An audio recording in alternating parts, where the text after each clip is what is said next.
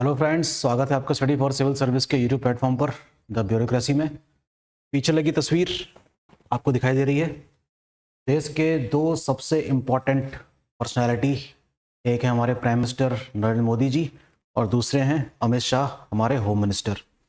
तो कल भारत सरकार ने कोडिफाइड कर दिया किसको, CAA यानी कि सिटीजनशिप अमेंडमेंट एक्ट 2019 को। तो इस पर छोटी सी चर्चा कर लेते हैं कि ये मामला क्या है। ठीक, ये देखिए। तो सबसे पहले तो देखिए सिटीजनशिप अमेंडमेंट एक्ट 2019। ठीक, इसका घटनाक्रम क्या था वहां से शुरुआत करते हैं। ये एक्ट कल पास कर दिया गया। तो 2019 में 10 दिसंबर को इसको लोकसभा में पास किया गया था। राज्यसभा में अगले दिन 11 दिसंबर को किया गया था राज्यसभा में। और इसको राष्ट्रपति ने मंजूरी कब दे दी, अगले दिन 12 दिसंबर 2019 को। यानी कि ये सारे काम 4 साल पहले हो चुके थे और कल भारत सरकार ने इसको कोडिफाई कर दिया है होम मिनिस्ट्री के द्वारा। Came into existence and the codification is made on 11 मार्च 2024। हुआ क्या है, इसने रास्ता साफ किया है किस चीज का, let us clear. Pathway to Indian citizenship, यानी कि भारत के नागरिक बनने के लिए एक रास्ता साफ किया है इस कानून ने। किसको, रिलीजियस माइनॉरिटीज को, जिसका संबंध किन देशों से है, अफगानिस्तान, पाकिस्तान और बांग्लादेश से। तो हमारे लिए ये जान लेना जरूरी है कि रिलीजियस माइनॉरिटीज कौन लोग हैं, कौन होते हैं।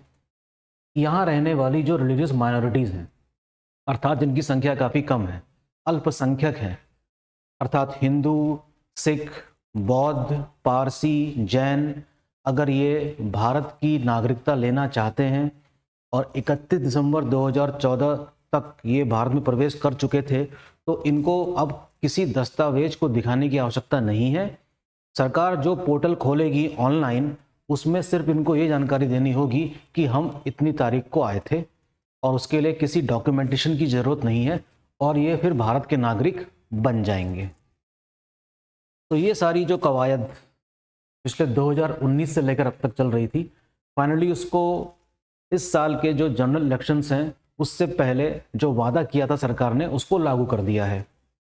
तो इस कानून का समर्थन भी कई जगहों से मिल रहा है और कुछ महकमों में इसका विरोध भी हो रहा है। मुस्लिम समाज इसका विरोध ये कहकर कर रहा है कि ये राइट टू इक्वालिटी का उल्लंघन है, कि मुसलमानों को भी ये अधिकार मिलना चाहिए। जबकि आधार ही यही मानती है भारत सरकार कि क्योंकि वो मुस्लिम देश हैं, तो ऐसे मुसलमानों को तो वहीं रहना चाहिए, और जो ऐसे देश हैं मुस्लिम कंट्रीज जहां पर अल्पसंख्यक वर्ग जो सताया जा रहा है, अर्थात जो प्रताड़ित है, ठीक, और जो भारत की शरण लेना चाहता है ले सकता है, उसको नागरिकता भी प्रदान की जाएगी। यही भारत सरकार का शुरुआत से ही क्या था, स्पष्ट थी चीज कि वो यहाँ से आ सकते हैं और इंडिया में बस सकते हैं, उनको नागरिकता मिल जाएगी। क्लियर कट है। भारत सरकार का कहना है कि इसमें कोई भी भेदभाव नहीं किया जा रहा है, ऐसी कोई भी बात नहीं है। भारत में रहने वाले मुसलमानों के साथ कोई भी भेदभाव नहीं किया जा रहा है, ऐसा भी सरकार ने पहले ही स्पष्ट कर दिया था।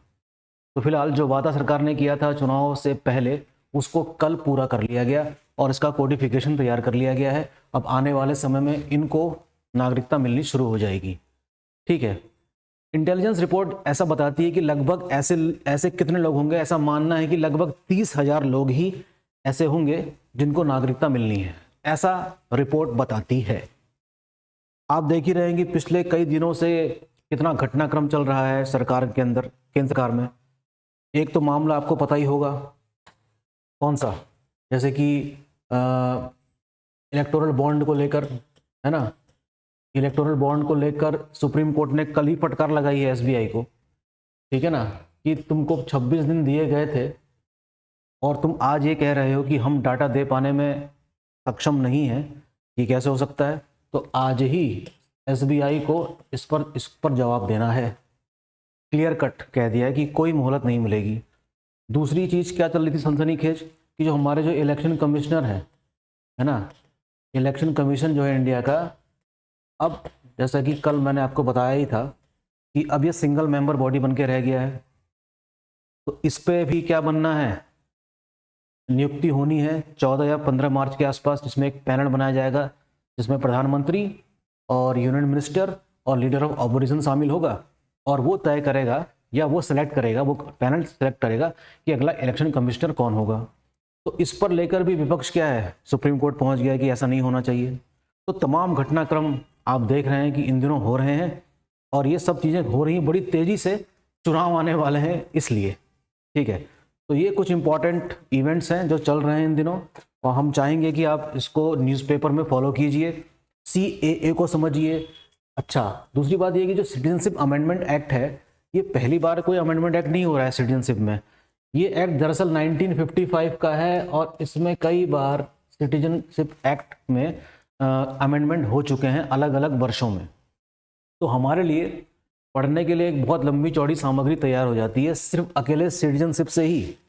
1955 से लेकर अब तक कितनी बार अमेंडमेंट किया गया है, और खुद सिटीजनशिप अपने आप में एक इम्पॉर्टेंट टॉपिक है हमारे संविधान का, जो किस में फॉल करता है, पार्ट 2 में आर्टिकल 5 से लेकर 11 के बीच में। कैसे नागरिक बना जाए, कौन भारत का नागरिक होता है, किस प्रकार नागरिकता छीनी जा सकती है, रजिस्ट्रेशन के द्वारा कैसे नागरिक बना जा सकता है, देशीकरण के द्वारा कैसे नागरिक बना जा सकता है, ये सारी तमाम बातें आपको इस वाले पार्ट में देखने को मिलेगी जब आप संविधान पढ़ेंगे तब। काफ़ी इंपॉर्टेंट टॉपिक है, और इस वजह से तो और भी ज़्यादा क्या हो गया, ये इंपॉर्टेंट हो गया है, ठीक है। तो हो सके तो इस वाले पार्ट को पढ़िए, क्या पता क्वेश्चन CAA से ना आकर सिटीजनशिप से आ जाए, तो क्या कर लीजिएगा। और UPSC हो सकता है कि CAA का एक पॉइंट उठाकर बाकी चीज़ें सिटीजनशिप से पूछ ले, तो ठीक ना।